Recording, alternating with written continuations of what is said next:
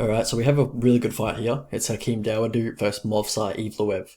So both these guys have got very good records in the UFC. Movsar's 4-0 in the UFC and Hakeem is 5-1 in the UFC. So, both these guys, they're very good at winning.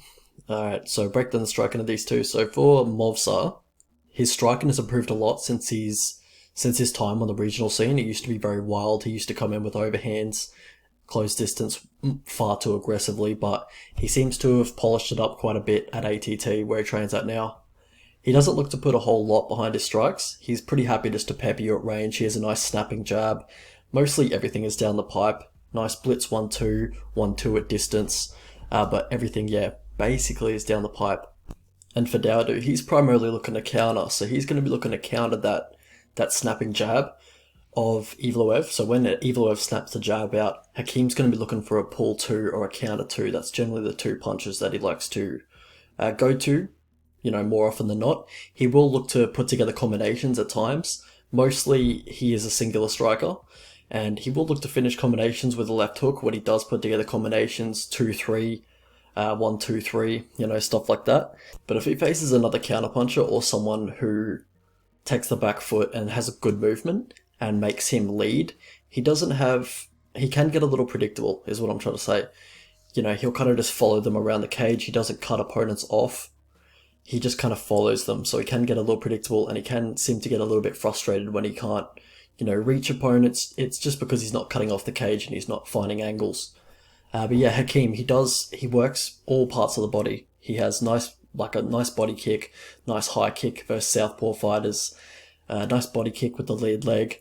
He likes to work the lead leg of his opponent with lead leg low kicks, low calf kicks, outside low calf kicks.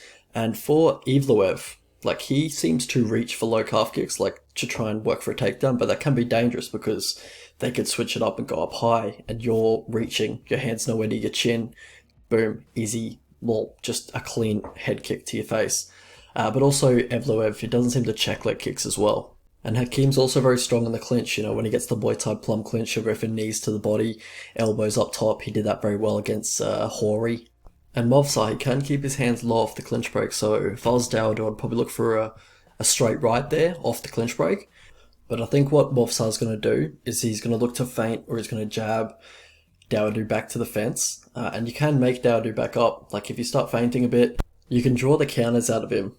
That's what Zuba did very well. He was drawing the counters out of Dawodu, and then he was entering range and landing his combination. So I think if I was Evloev, I'd probably be looking to draw the counters out by using feints, and then I'd be pushing him back onto the fence and working for takedowns from there.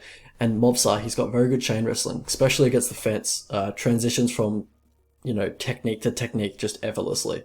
And he's got a very nice wrestling ride, very strong in that position, nice mat returns. He's hard to shake off once he does get the wrestling ride on you. And he does have a nice, inside leg trip when he does get the wrestling ride, or just the body lock in the clinch. And I would say Dawodu does have good get-ups. He's very patient with his get-ups. He looks for the opportunity to get back to his feet safely, and then, looks to take it from there. He can give his back at times, but all in all, I'd probably say he has good get-ups, but this is definitely the best wrestler he's ever faced. How these guys win fights? So for Movsar, he's got great cardio. Grappling cardio is off the charts. He's a scrambling beast. He's got good submission defense. And for Hakeem, he's got pretty good takedown defense and good get-ups. And he's shown good striking defense and a good chin throughout his career. How these guys lose fights? So for Movsar, it's grappling tendencies. I didn't discuss them here because Hakeem's not gonna really expose them, so I won't mention them here. For Hakeem Dawodu, he is kind of low volume. His counter-punching style kind of leads into that, and especially when he tries to headhunt, when he stops going to the body, stops going to the legs, that's when he can get really behind on the volume and start getting outworked. But also striker tendencies, which we discussed before. Path to victory for these two. So for Hakeem, look to take up a low stance. Try and be on the front foot as well, but not chasing him, not just following him around, just stalking him down, really.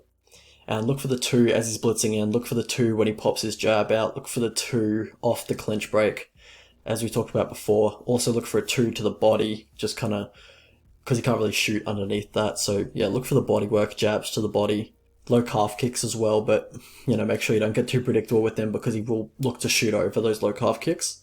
And don't really clinch, don't accept bottom position if you do get taken down. Don't accept getting pushed against the fence. Just don't accept inferior positions in the grappling, exchanges.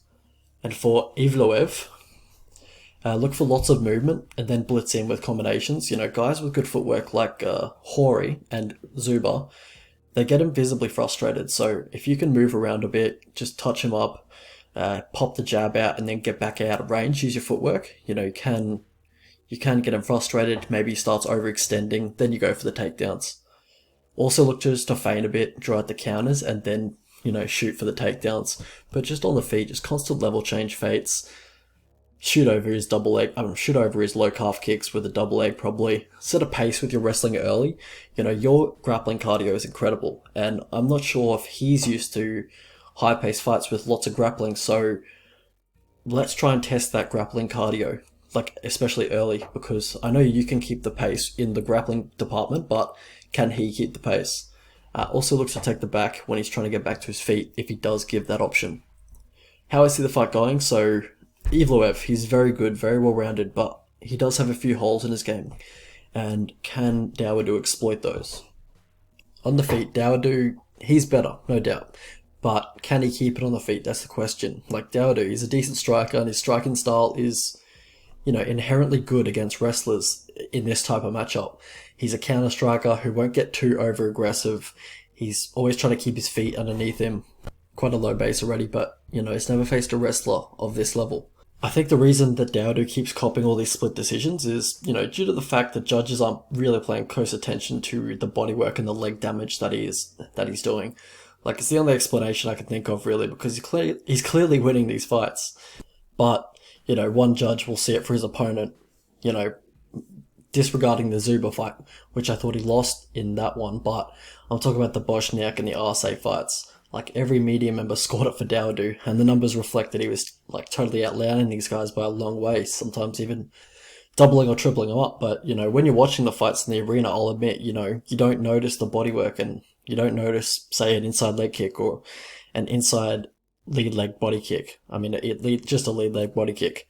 You notice the head strikes, you notice when the head gets snapped back, and the crowd's going to be reacting to his opponent's head strikes when he's not throwing so much to the head, but he's mixing in the targets. So I think that's why he gets caught by the judges. I don't think the judges love his style very much, but they don't, notice the work that he's doing, I feel like. But yeah, it is what it is. You've got to kind of evolve with that and see what the judges are looking at, and if that's going to be your style, if you're not going to be a knockout guy, and if you're not going to chase the finish, then you've got to work on that. But, I feel like Evloev is open for the counters that Dawodu likes to throw. Just with the way that Evloev does close distance, he is still a little bit reckless when he does do it. He sometimes gets caught in range, when he's exiting. But I must say, Evloev is improving his striking every time out. Is much less reckless now, and he'll actually try and use his jab to close the distance now, which he never used to do in the past. And it's really hard to pick against these guys like Movsar Evloev, Gregor Gillespie, Merab Tavashvili, guys with really good wrestling, but also they don't tire. So you kind of have to fight the perfect fight against these guys, or you have to catch them on the feet with a one punch, or you have to catch them in a submission.